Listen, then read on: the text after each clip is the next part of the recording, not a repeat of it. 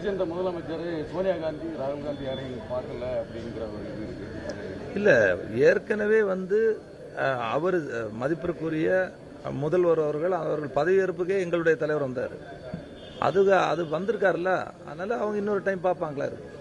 திருச்செந்தூர் கோயிலில் அமைச்சர்னு தெரியாம ஒரு 4000 ரூபாய் அர்ச்சகர்கள் ஜிபேயில் வாங்கி. இல்லை, அதை பற்றி எனக்கு தெரியல. நான் வந்திருக்கக்கூடிய நிகழ்ச்சியை பொறுத்தவரை இது ஒரு அரசு நிகழ்ச்சி, அதுக்கு வந்திருக்கேன். மற்றபடி அரசியல் வாரங்களை இன்னொரு இதில் பார்க்கலாம்.